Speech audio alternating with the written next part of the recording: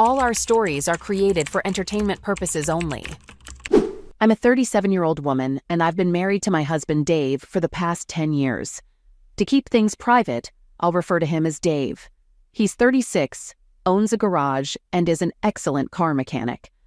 Dave worked hard in his teens and 20s, saving money to open his own garage. He's the perfect husband material with qualities like being loving, caring, compassionate, and loyal. His upbringing greatly influenced his character due to a tough childhood. Dave's father was a drinks lover and troubled man who used to come home drunk and damage Dave's mom, even with them around. Despite her efforts to put him in rehab, he would relapse each time. As the eldest of 3 brothers, Dave, still young in his preteens, stood up for his mom and urged her to divorce his father.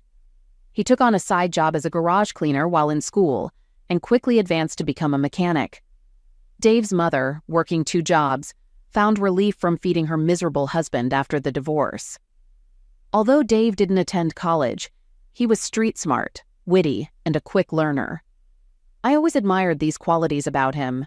He ensured his younger brothers went to college and worked hard to build a house before our marriage. Despite moving in with me, he regularly checked on his mother and brothers.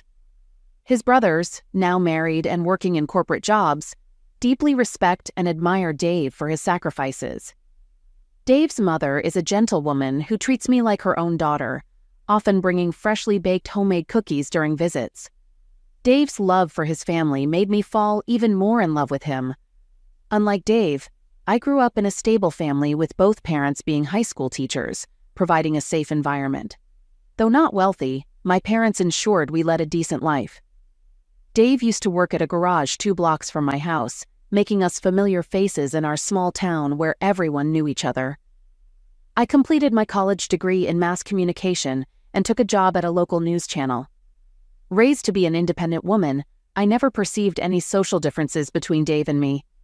I loved him for the person he was, and our relationship began after I bought my first car at 23.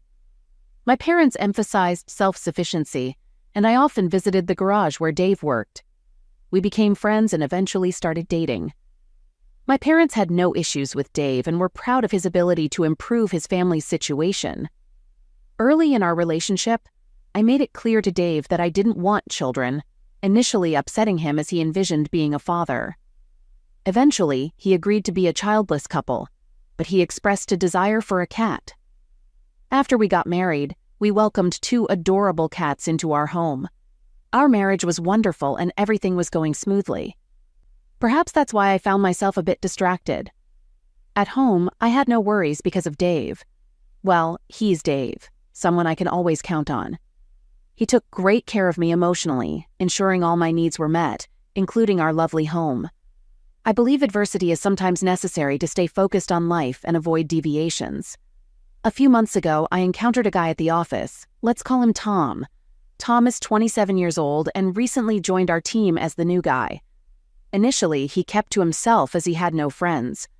During lunch or breaks, when we all had fun together, he sat at the corner table observing us. It was his first week, and feeling out of place was normal. While it wasn't the first time I saw newcomers feeling awkward, there was something about him that caught my attention, maybe his intense, longing eyes. On the 3rd or 4th day, I approached him and invited him for a coffee run for the team, to which he gladly agreed. I asked if he felt lonely in the new office, and he nodded, explaining that he was new not only to the office, but also to the city. He had no friends there, coming from the interior parts of town. Despite having a passion for animation and online gaming, he moved to the central area of the town, leaving his family on the farm. I don't know why, but I felt compelled to give him company and make him feel more welcome in our company. I frequently invited him to join me on occasional coffee runs, maintaining a purely colleague relationship. I didn't even consider him a friend. Coincidentally, he was transferred to my team during his training, bringing us closer. We spent breaks, lunches, and sometimes dinners together. I noticed he was often on his phone, mentioning his online project or community, but I didn't inquire further, thinking it was a geeky thing. That's when I started deceiving Dave. Dave wanted us to share at least 1 meal a day, but with Tom in the picture, I lied about having dinner with clients to avoid telling Dave that I was staying late at work to eat with my junior colleague. At times, I felt guilty because I enjoyed dining with Tom, but I reassured myself that it wasn't cheating since nothing physical was involved. There were moments when I considered cutting off ties with Tom, but Dave was always occupied or taking care of things. Tom was easygoing and charming, making work more relaxed, and most importantly, he admired me. Honestly, I loved the attention. I began dressing up better for work, wearing red, skinny, and revealing outfits. I noticed a hint of admiration and a playful power dynamic. Having been married to Dave for 10 years and dated him for about 3 years, it had been a long time since I received male attention. It just felt good. I loved the way Tom complimented my clothes and accessories. At this point, I developed a little innocent work crush on Tom. He shared that he's a social media influencer with over 190,000 followers, but requested me to keep it quiet, as he didn't want it to interfere with his job. Apparently, he streams on Twitch with an average viewership of over 20,000. About 2 weeks ago, he invited me to his home studio where he live streams. I was excited and intrigued, being a fan of media and socials, although I wasn't very familiar with Twitch. It's interesting how, despite our efforts to reach people through a big operation, he gained a massive online following on his own. It was our first time meeting in a private place. I looked forward to it, finding it thrilling to learn more about his place. I convinced myself it was solely my interest in mass media, but I guess my body and mind were prepared for what would happen next. I went there, and he showed me his studio, more minimalistic than ours, but with a nicer aroma. I imagined what it would be like to host my own show and kept bombarding him with questions about his streaming sessions. Some questions went unanswered as he told me to wait until going live to get the authentic feel of the production. I sat across from him while he faced the camera. I watched him go live, casually discussing his week, taking questions, and offering sports advice for the gym. Although he also live streams games, that day featured an interactive live session. I saw another side of Tom, and I was captivated by his charisma. I noticed one of the screens displaying changing analytics or numbers and a chat going crazy, but I couldn't read it. I mainly watched him as I didn't want to be seen on screen for obvious reasons. No one knew. I sat there behind the scenes as he assured me he wouldn't address it. It went on for an hour until he ended the stream. After wrapping it up, Tom asked for my opinion and joked around a bit. We continued talking, and as I walked towards his screen, I asked if it was really off. It was, and we stood there in his studio. I was glad he offered me another drink, this time with an invitation to drink it on the couch. He came and sat beside me, placing his hands on my thighs. I know I might get a lot of hate for saying this, but I didn't feel guilty when we started. I thought it would just be a one-time thing. I felt a current running through my body and I gave in. It was passionate and wild. Please understand that at home, Dave was everything but wild. So after this, I noticed I didn't feel bad at all. Not even a hint of regret, which I expected to have. But when I got home, I saw Dave fast asleep. Looking at his innocent face sent me on a guilt trip, but I convinced myself that I loved Dave and that the entanglement with Tom was just a one-time thing. Even as I said this to myself, I knew I wanted more. A few days later, which was yesterday, I asked Tom if we could meet again. He asked if I meant for food or coffee.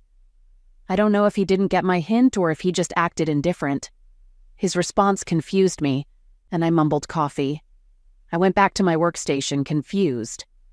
I realized Tom was behaving differently after that night, something I hadn't noticed until then.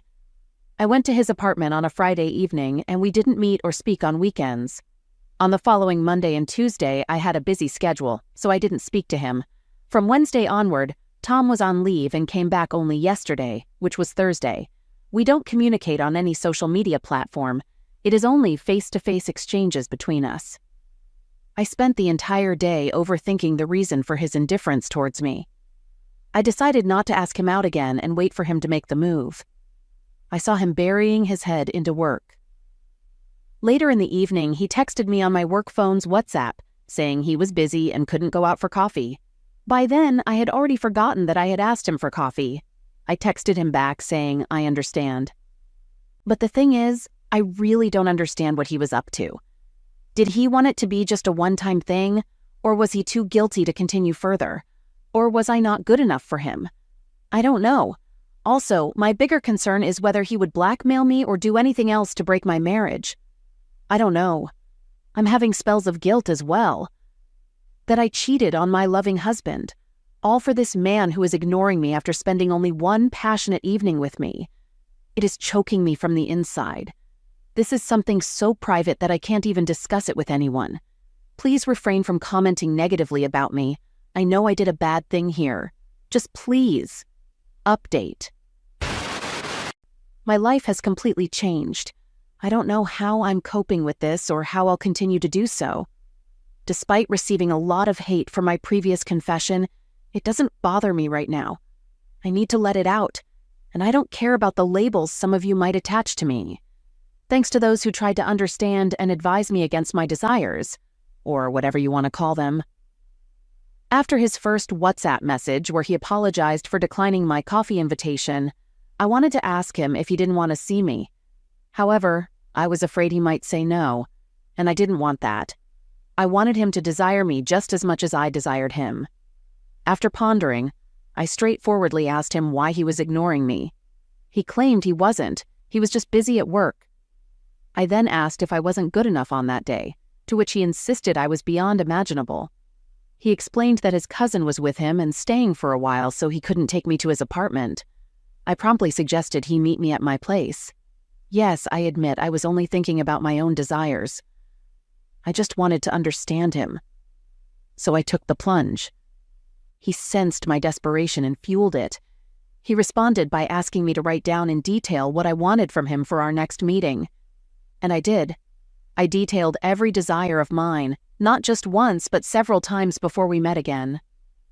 Our WhatsApp conversation began on the weekend, and I invited him to my place on Thursday, which I'll call D-Day.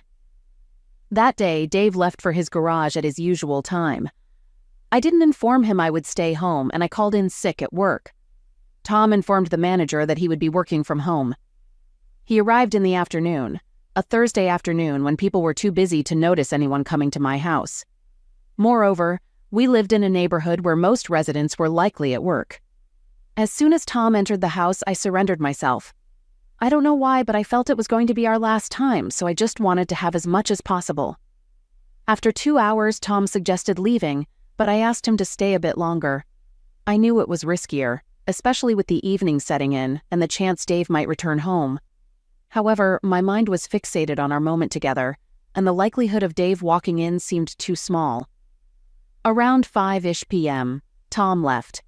I realized I had locked the cats in a small room because Tom didn't like them. They were still scratching at the door, wanting to be free, as they didn't have access to their litter box and food. When I released them, I went into full overdrive to get myself ready. I sprayed the house with my perfume, showered, and cleaned up. Dave usually came home by 7 p.m., so I waited. Then it became 9 p.m., and he wasn't there. I called him, but he didn't answer. I texted him about having dinner together and if he was going to make it, but I was left unread after multiple calls. He did text me back, saying he was busy and would come by 10. As I roamed around my living room, I saw my wedding pictures, photos of our honeymoon, and some of the happiest moments I shared with Dave. I don't know if it was guilt or not. I wanted to keep Dave happy. Quickly, I rushed to the kitchen to make his favorite lasagna. I had an hour before he came home. When Dave arrived, I welcomed him with a hug, but to my dismay, he wasn't amazed by my gesture. Instead, he went straight inside the room, showered and changed, then went to bed. I happily told him I cooked lasagna for him, but he preferred the leftover porridge from the day before. I tried asking if something was wrong, but he stayed silent, acting like he didn't hear me. I repeated my question, and my voice started shaking. He must have noticed because he stood up and went to the dining room. I followed, but he stayed silent. To ease the tension, I started setting up plates with food. I gave him a plate and sat across from him at the table. I tried figuring out why Dave was upset. I had Tom on my mind, but I tried to ignore it because the idea of my cheating being revealed made me panic. Dave broke the silence, asking if the guy who came over was from work. I asked, "Which guy?" Dave sighed and said, The one you locked up the cats for." Before I could say more, he revealed he saw everything on the cat feeding machine camera, me giggling with my lover and asking him to stay longer. Unfortunately, the recording stopped before I saw it, but Dave had a written version of the messages I sent to Tom where I spilled everything. I felt humiliated. I knew I messed up, but I had to control the damage. I got defensive, yelling at Dave to stop and trying to grab his phone to see how he accessed my messages. I thought he snooped on my phone while I slept, but he said he accidentally logged into my laptop a few days ago where my work WhatsApp was open. He saw the messages and got them from there. Dave's plan was to catch us in the act. Luckily, the chat didn't mention the day Tom and I were meeting, saving me from major embarrassment. Being caught with Tom by Dave would have been awful. I yelled at him for invading my privacy. It was dumb, but I had to say something, right? I told him it wasn't a big deal, just a one-time thing. I knew my WhatsApp chat with Tom only started a few days before our second meeting. We talked about our plans for next time, but the chat had no proof that we'd done anything before, so I begged him, saying it was just a one-time physical thing and I wouldn't do it again. My pleas fell on deaf ears. Dave wasn't even listening. He had buried his head in his phone. In a fit of anger, I grabbed his phone and begged him to listen. I saw he was chatting with someone using a formal name, a lawyer. I broke down, begging him to stop and give me a chance to explain. I held his knees, crying, asking for one last chance, but he didn't budge. He didn't respond to my pleas. When he finally spoke, he calmly told me to leave the house. I was shocked because I never thought he'd abandon me like this. I cried inconsolably, asking for forgiveness, but he remained unmoved. He looked at me with cold eyes and said, "No amount of tears and pleas is going to change my mind. You're wasting your time and tears unnecessarily. Save it for the future." I realized he was right. He wasn't going to change his mind, at least not at that moment. The house we lived in was Dave's. He had built it before our wedding, so I had no claim to it. Plus, I didn't want to get into fights over property and money. I didn't want that. I wanted Dave. I told him I'd leave the next morning since it was already very late. It was past midnight. He nodded, saying it was fine by him, but I should be gone by the time he returned home the next day. Saying this, he walked out. I held his hand, asking him to stay. I told him he could sleep in a different room, and I wouldn't bother him. He replied he couldn't share a roof with me, shrugged my hand off, and left. I wanted to leave the house right away, but I stayed back, hoping that Dave might change his mind when he got calmer the next day. I spent the night crying in my bed, cursing myself for ruining my beautiful marriage. I didn't go to the office the next day, waiting for Dave to return. I thought his anger might calm down the next day, and I could convince him to work through this. It was around 7 p.m. when he got home at his usual time. He sighed at me with irritation. I tried to talk, but he snapped at me, saying he didn't want more drama and insisted I leave the house immediately. That was the moment I realized I had lost my husband. So I packed my stuff and left the house in my car. After wandering for a few miles, unable to figure out where to go, I found myself in the only place I hoped to find help. I found myself in front of Tom's apartment. In that emotional moment, I forgot that Tom had his cousin living with him. I just went upstairs with my handbag, leaving all my baggage in the car. I didn't want to panic him. Tom was alone in his apartment. I hugged him as soon as he opened the door. He asked me if I was fine because it was late and unusual for me to show up. I started crying my heart out. I ranted about how Dave had found out about the affair, humiliated me, and kicked me out of the house. Tom took me inside and offered me a blanket. I was cold. I had barely eaten for the last 2 days and was shaking. As I explained what happened, he offered me some soup. I didn't want it and still sat there crying. But he fed me the soup by himself. He then cuddled me to keep me warm. We were in bed again, but this time it wasn't anything wild. It was just comforting. Afterward, I continued to rant about how miserable my life had become and how I would survive through this. Tom pacified me and asked me to sleep. He said we would figure out the stuff in the morning. That's when I remembered Tom's cousin was staying with him. Tom mentioned he had gone out to meet friends and would be back the next day. Exhausted from crying for the past 2 days, I quickly fell asleep in Tom's arms. When I woke up Saturday morning, Tom was still asleep. Needing a shower, I realized my toiletries were in my car. I brought all my suitcases to the apartment, showered, and got dressed. I looked miserable from all the crying. I made some toast and coffee for both of us. When he woke up, I hugged him and thanked him for supporting me during breakfast. Tom mentioned he was going out with his friends and asked when I would leave. I was shocked by his question. Holding his hand, I suggested starting our relationship anew by moving in together. His eyes widened in shock as he asserted he couldn't be in a relationship with me. I asked him why not. He said he was too young for a committed relationship and wanted things to be fun without the baggage of one-night stands. I asked if he didn't mean anything about what he used to tell me. He used to swear he loved me. Although I used to bring up our age difference and deny taking the relationship forward, he assured me that age wasn't an issue for him. He replied with a straight face, initially saying, "Of course," and then explaining it was all just for the sake of saying it. He stated that men say thousands of things to impress women, and it doesn't necessarily mean they're true. I lost my mind and reminded him I ruined my marriage just to be with him. He shifted the blame, saying he wasn't the one who asked me to break up with Dave. He claimed I did everything myself and deserved what I was going through. The argument got ugly, and I threatened to expose him to his followers, telling the world how deceptive he is and how he used me, ruining my life. He laughed and asked which followers I was talking about. I replied, "Your Twitch followers." He challenged me to find his account, sounding shady. Not being on Twitch and not knowing his exact ID or how to navigate, I refused to give in. Taking my phone, I downloaded the Twitch app, creating an account while switching between looking at my phone and him. He continued laughing and doing chores, even mocking me when I mentioned signing up for Twitch. I attempted all possible combinations of his name to find his account, but couldn't. Seeing my desperation, he told me to stop searching, revealing it was all fake.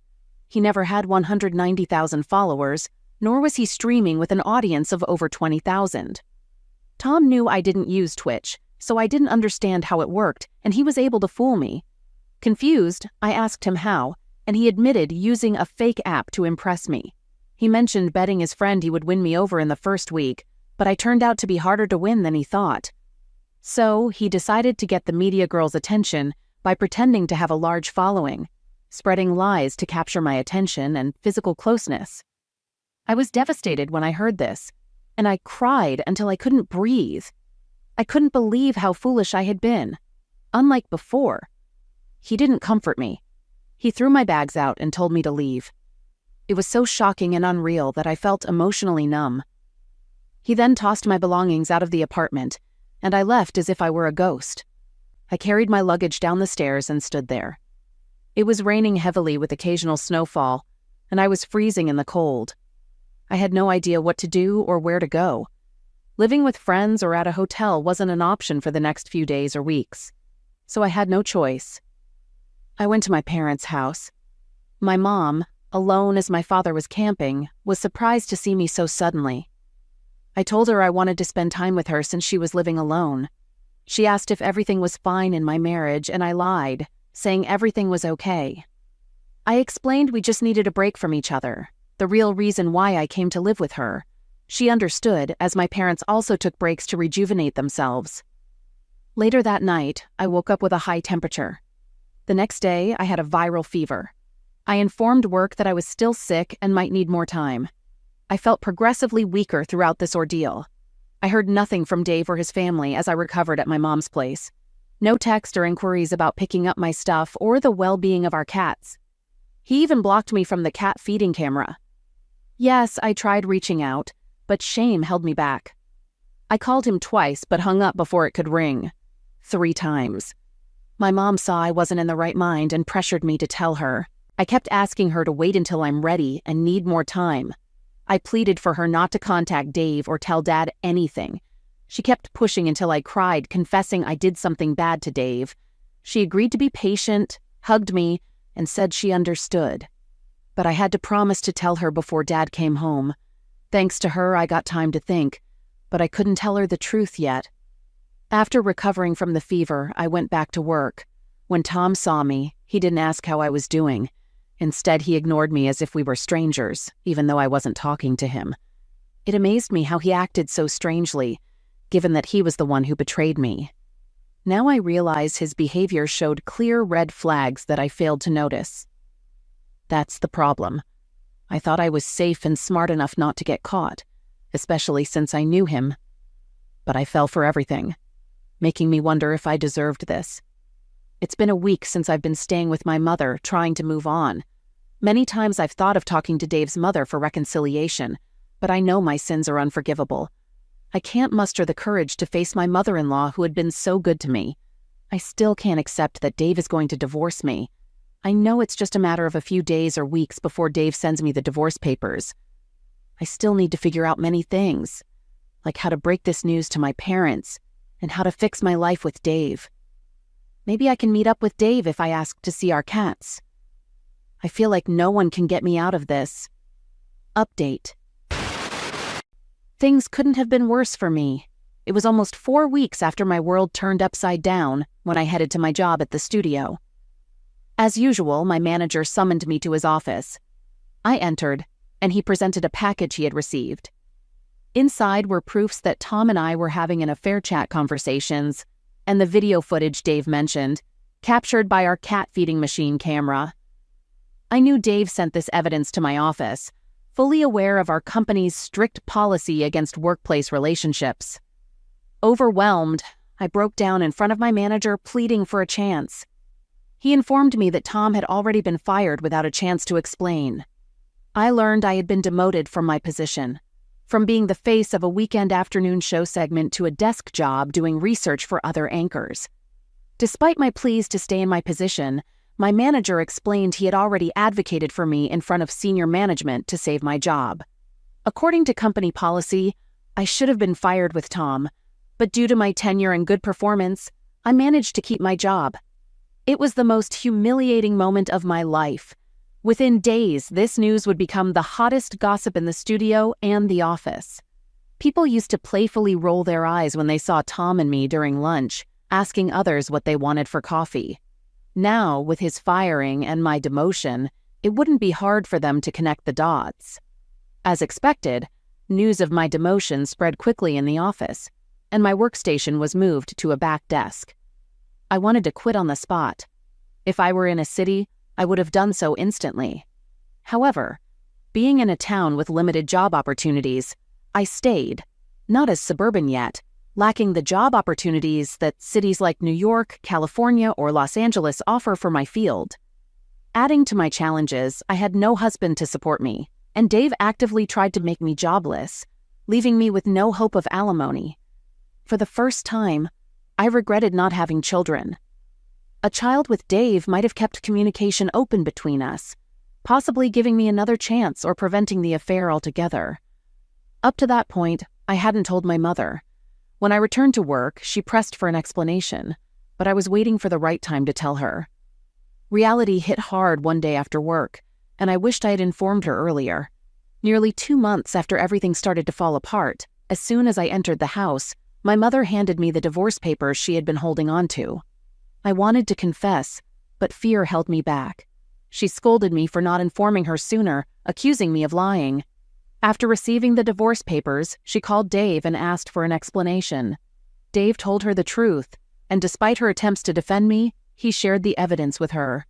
By then, I was convinced that even if my mother hadn't asked for it, Dave would have shown her the evidence because he seemed determined to destroy me, of course without disputes, and had no intention of giving me any money, and I agree with that. I don't deserve it, and I don't want his money either. A few days later, my father returned from his camping trip, and my mother filled him in on everything. He was upset and frustrated that I had easily destroyed my 10-year marriage for no good reason.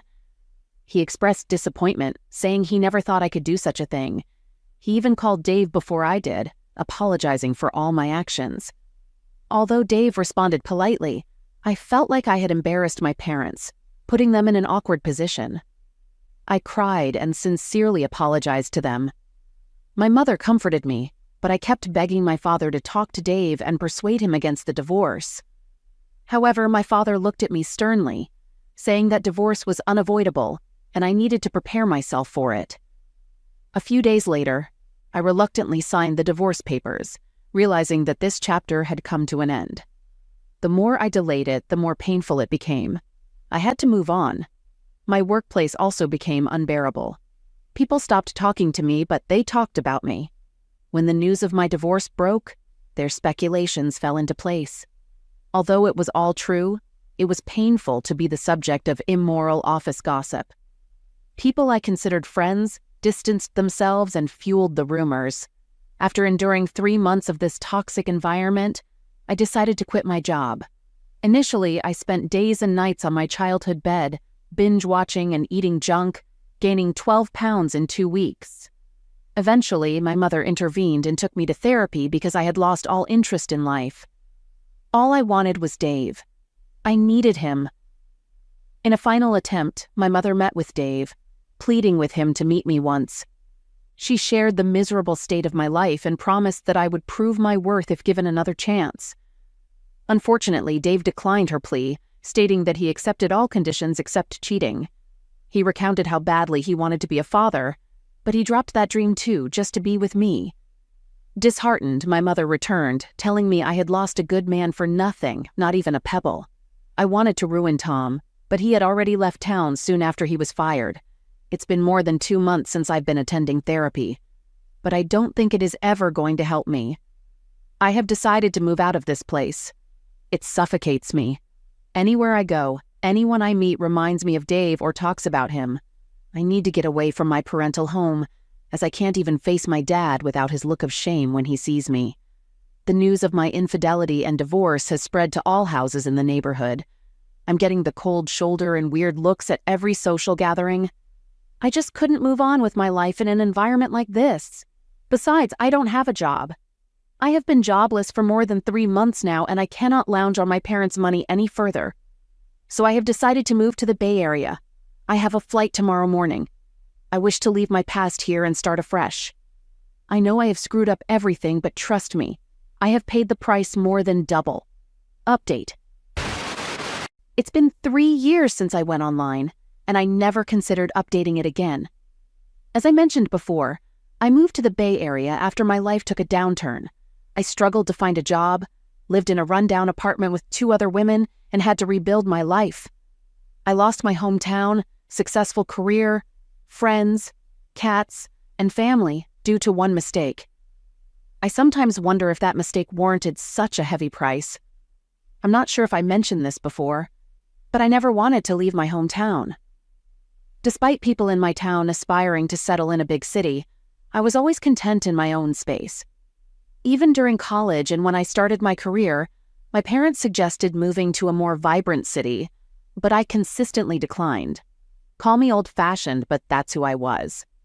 While my brother moved to California for college and settled there, life took an unexpected turn, forcing me to start anew in a strange city, and that too in my late 30s. Making friends was challenging, as people my age were done with friendships and immersed in family life. Those seeking new friends didn't connect with me, but gradually, I rebuilt my life, both personally and professionally. I faced challenges. I didn't secure any on-screen role, but ended up with a back-office research job. I wasn't aiming for a prime-time spot reserved for experienced employees. I was looking for a 15 to 30-minute program on local channels, but that too proved elusive. Most channels rejected me due to my age, favoring younger faces. Additionally, my demotion from the previous job was evident in my relieving letter. Moreover, I worked for a local channel with right-wing politics from a small town, which wasn't considered valuable experience in the Bay Area of San Francisco. In my last company, I believed I was on track for a promotion to the primetime anchor role. I was progressing, but Dave had to expose my one mistake. So now I'm working as an editor behind the scenes, checking people's grammar and sentences. It's better than nothing, though. Last month, I turned 40 and took my first vacation since the divorce. I went on a solo trip to Florida, but even with my best efforts, I couldn't fully enjoy it. It's disheartening to see women my age vacationing with their families. Even during grocery shopping, I envy busy mothers with their kids. Yes, there are single women enjoying themselves, but they chose to be single, and I was forced into it. I never wanted to be single. I've never been single since I started dating at 15. I have 2 cats now and I adore them, but it's not the same. I tried making friends with other single women, but something changed in me. I'm not that social person anymore. I prefer staying alone, even though I know I could be a good wife again. The problem is, whenever I try to befriend someone or start dating, they inquire about my past. I'm still too embarrassed to admit that I cheated on my husband and ruined everything. Initially, I confided in a couple of women I befriended at the local library, but they judged me harshly. Everyone reacts differently at that moment. Since then, I've learned my lesson and haven't shared my past. But that's also an issue. New people find me suspicious when I try to conceal my history, and it becomes awkward. Can you understand how miserable that is for me? As if all this wasn't enough, my mother revealed something that brought my mental state back to square one. Last week, I had a call with my mom, and like usual, she urged me to restart my life. She's been the only one supporting me in terms of dating and marriage since my dad practically abandoned me, feeling I brought shame to his society. I haven't visited home since I left, but my mom visits me twice a year. My brother, now a banker in California, has been distant. He has a wife and daughter we've met a few times during the early years of his marriage. My mom is concerned that I'm alone and wants me to marry, so I'm not left on my own. I lack true friends or family for emotional support, so she keeps bringing up the idea of marriage. Last week, during our usual call, she insisted I meet new people and start dating. When I refused, she got aggressive, mentioning I should move on like Dave did, leading a happy family life. In a moment of anger, she almost revealed that Dave had remarried. Curious, I asked if Dave had indeed remarried. Initially hesitant, she eventually shared that Dave had remarried within a year of our divorce, and now he has twins, a boy and a girl. The cats are doing well too. A few weeks ago, the kids turned 1, and Dave organized a big birthday celebration in the community hall. I had tears in my eyes. My mom noticed and told me to forget about the past. I want to move on too, but I'm struggling. How do I reconcile that I messed up my perfect life for nothing? It all started with some fun involving a fake Twitch following. I know some might say I deserve it. Maybe I do. But if you're going to offer blunt honesty, at least give me something that helps. Thanks for listening to my story.